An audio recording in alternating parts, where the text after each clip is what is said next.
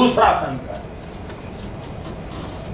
इन्हीं के कालखंड में महंगाई कहां से कहां पहुंच गई। एक तरफ जीडीपी का गिरना, दूसरी तरफ इन्फ्लेशन का बढ़ना। महंगाई बढ़े और वो भी इस हालात से बढ़े, और उसमें भी दिल्ली की सरकार हर बार नई तारीख देती रहे।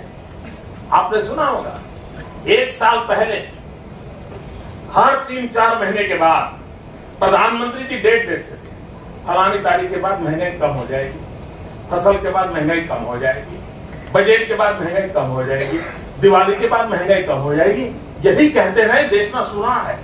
और जिस दिन मीडिया का मूड कर जाएगा, वो पुराने सारे उनके बाइक निकालने करके दिखाएंगे। 100 পেরিয়েও থামছে না পেট্রোলের দামের দৌড়। গতকাল কলকাতায় 100 ছুঁয়েছিল পেট্রোলের দর, 100 টাকা 23 পয়সা ছিল। তারপর আজকে আবারও 39 পয়সা বেড়েছে পেট্রোলের দাম।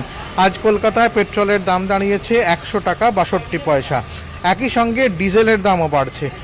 और जिस दिन मीडिया का मूड कर जाएगा, वो पुराने सारे उनके बाइक निकालने करके दिखाएंगे।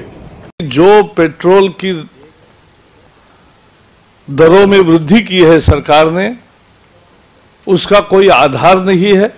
और जिस दिन मीडिया का मूड कर जाएगा, वो पुराने सारे उनके बाइक निकालने करके दिखाएंगे। जब इस देश का गरीब अपनी लालटेन जलाने के लिए केरोसिन खरीदने जाता है, तो उसके मुंह से यही निकलता है, मार दिया इस महंगाई ने। जब 18-19 वर्ष का किशोर अपनी माँ से स्कूटर के लिए पेट्रोल के पैसे मांगता है, तो माँ और बेटा दोनों के पैसे एक साथ निकलता है, मार दिया इस महंगाई ने। और अध्यक्ष जी, जब घर में काम करने वाली महिलाएं अपनी पगार बढ़ाने का तर्क देती हैं, तो यही कहती हैं, क्या करें बीबी जी, मार दिया इस महंगाई। আমাদের নরেন্দ্র মোদীজি একদম যাকে বলে হিরো, গুরু আর কি। হিরো তো সবকিছু করছে, পেট্রোল ডিজেলের দাম বাড়ছে, এটা দিয়ে কি করবে হিরো? দেখুন, একটা কথা হচ্ছে, পেট্রোল ডিজেলের যদি বিশ্লেষণটা আপনাদের ঠিক মতন জানতে হয়, তবে এটা জানতে হবে যে পেট্রোল ডিজেলের যে আমাদের ট্যাক্সগুলো নেয়, আপনাকে একটা বলি, যদি ট্যাক্সে যদি 15 টাকা যদি কেন্দ্রীয় সরকার নেয়, সেখান থেকে কিন্তু 30 টাকা রাজ্য সরকার নেয়, আর যে ডিস্ট্রিবিউটার থাকে সে 2.5 টাকা নেয়। তো এই যে এতখানি বিভেদ, যে 15 কেন্দ্র নিচ্ছে, 30 রাজ্য নিচ্ছে, তাহলে রাজ্যকে তো উচিত আগে কমানো। তার যদি এত দরদ থাকে রাজ্যবাসীর সাথে, সে কমাক। এবার এইখানে আরেকটা পাল্টা যুক্তি আসতে পারে যে কেন্দ্রীয় সরকার যেরকম তেলের উপরে এক্সাইজ ডিউটি রেখেছে, তেমনি রাজ্য সরকারও তো ভ্যাট নেয়, ভ্যাটটা কমিয়ে দিক রাজ্য সরকার, তাহলেও তো তেলের দাম কমে যাবে। Good question, I like your question. এবার একটা কাজ করা যাক, তাহলে কেন্দ্রীয় সরকারকে বলা হোক যে বিভিন্ন রাজ্য সরকার তেলের উপরে যতটা ভ্যাট নেয় তার একটা অ্যাভারেজ অঙ্ক কষা হোক। এবার সেই অঙ্কটাতে এক্সাইজ ডিউটিকে নামিয়ে আনা হোক, তাহলেও তেলের দাম কমবে। কারণ বেশিরভাগ রাজ্য সরকারই কেন্দ্রীয় সরকারের এক্সাইজ ডিউটির থেকে কম ভ্যাট নেয়। আচ্ছা, ছেড়ে দিন অন্য রাজ্যের কথা, আমরা পশ্চিমবঙ্গের কথায় আসি। পশ্চিমবঙ্গে তেলের উপরে যতটা ভ্যাট নেওয়া হয়, কেন্দ্রীয় সরকার তেলের এক্সাইজ ডিউটিটা তাতে কমিয়ে আনুক, তাহলেও কিন্তু তেলের দামটা অনেকটা কমবে। টাইমস অফ ইন্ডিয়ার 7 জুলাইয়ের একটি রিপোর্ট থেকে সরাসরি তর্জমা করে আপনাদেরকে পড়ে শোনাচ্ছি।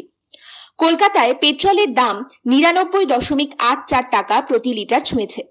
কেন্দ্রীয় সরকার ট্যাক্স হিসেবে নেয় 32.90 টাকা প্রতি লিটার, যেটি প্রতি লিটার পেট্রোলের উপর নেওয়া সম্পূর্ণ ট্যাক্সের প্রায় 63%।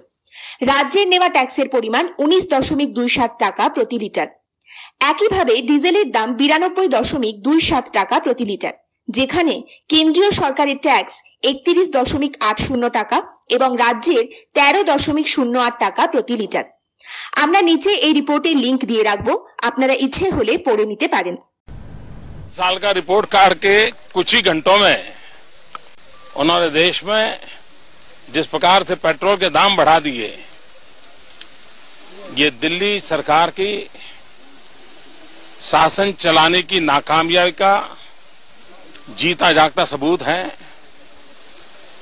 देश की जनता के अंदर भारी आक्रोश है और इसके कारण और भी चीजों पर बहुत बड़ा बोझ होने वाला है। मनमोहन सिंह सोनिया गांधी की सरकार गरीबों के दर्द के प्रति उदासीन है। मध्यम वर्ग परेशान है, आम आदमी करा रहा है, कीमतें कम नहीं हो रही हैं और ये सरकार उनके घाव पर मलहम की बजाय नमक लगाती है। हर 3 महीने के बाद वो ये काम करते थे।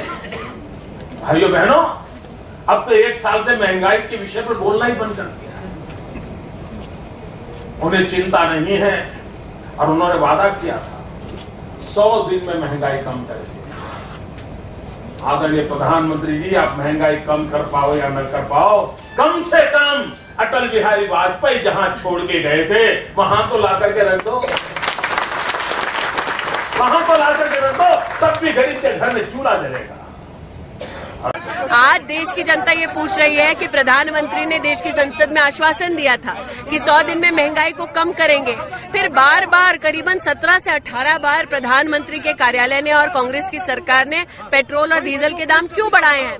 पिछले वर्ष के चौथे क्वार्टर के जो आंकड़े आज आए हैं अर्थव्यवस्था के, कि जीडीपी 5.3% से बढ़ी है, ये अत्यंत चिंताजनक है।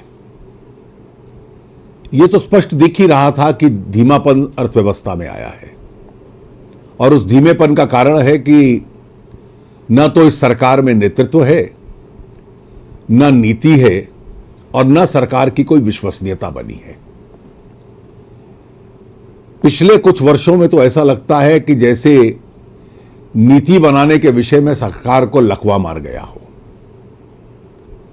आज ये जो संकेत आए हैं अर्थव्यवस्था के, ये भी चिंताजनक विषय है कि आने वाले साल में भी ये दिशा आगे बढ़ने वाली है और इस वजह से इस देश के अंदर निवेश कम होगा। रुपया सबसे कमजोर करेंसीज में से एक हो गया है।